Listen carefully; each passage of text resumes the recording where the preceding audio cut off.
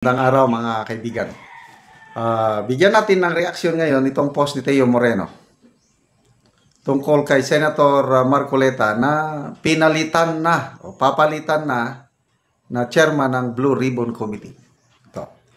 He is now out as chairperson of the Senate Blue Ribbon Committee. Dalawang question mark pa naman. Hindi pa siya sigurado. Because of the Senate hearing about the flood control projects, Senator Rodante Marcoleta has subtly enabled the Discayas to mention the names of the politicians involved in the so-called money-making scheme in the government contracts. Now that some people are exposed, they are now removing Senator Marcoleta as the chairperson of the Senate Blue Ribbon Committee. Grabe no, nakakagalit. The goal pala daw sana is i-connect sa mga Dutertes ang issue sa flood control projects, but Marcoleta did what is right for the country, investigate the present administration and the present officials involved. Ngayon, siya pa ang may kasalanan.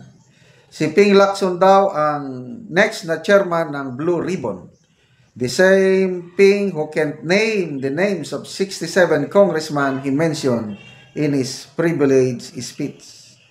So, gaano katotoo ito na napalitan na o papalitan? Kasi, maugong na yung balita, dami ng post ng mainstream media na talsik na si Senator Escudero as Senate President. Nakakuha na daw ng boto si Senator Soto, 14 or 15 senators. So, mamayang gabi sa plenary sa Senado, yun na, formal na magkakaroon ng change of Senate leadership. So kung totoo na nga ito, ay sigurado, talsik na si Senator Marcoleta as chairman ng Senate Blue Ribbon Committee.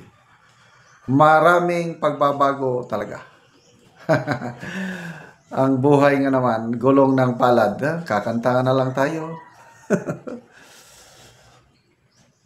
Ang buhay. Paano na ba yun? Nakalimutan ko naman.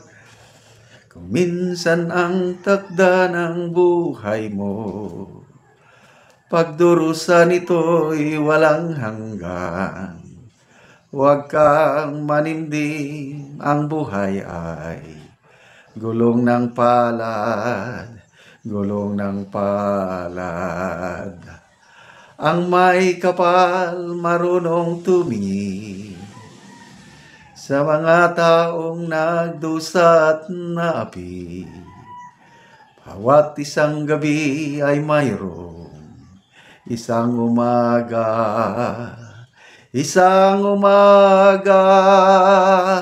gulong ng palad ang buhay ay gulong ng palad ang hantungan ay kapalaran kung minsa'y nasa ilalim.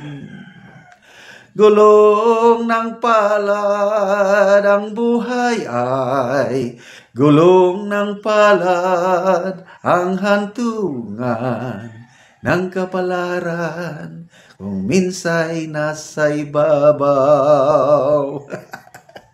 Ay, ang buhay nga naman, ganyan talaga. Si General Torre, sikat na sikat, 4-star general. After 85 or 86 days, talsik. Wala na, floating na ngayon. O ito, Senate President.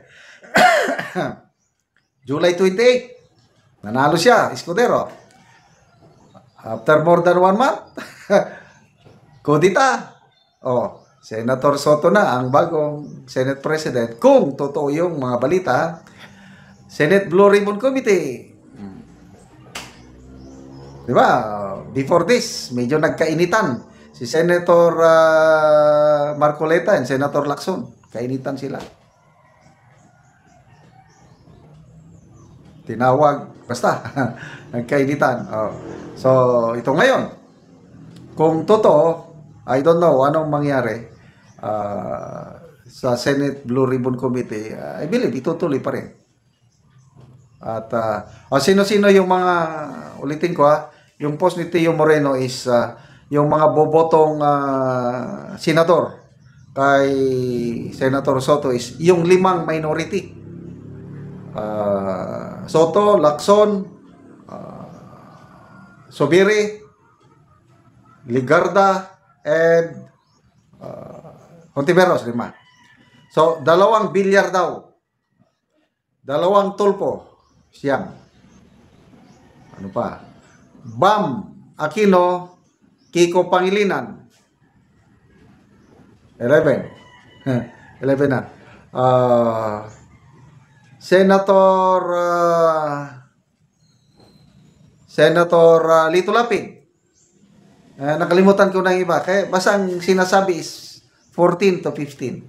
So, ang bali na iwan lang, yung Duterte Black, na dati 7, ngayon 5 na lang. Kung totoong bumaliktad yung magkapatid na Bilyar. So, 5,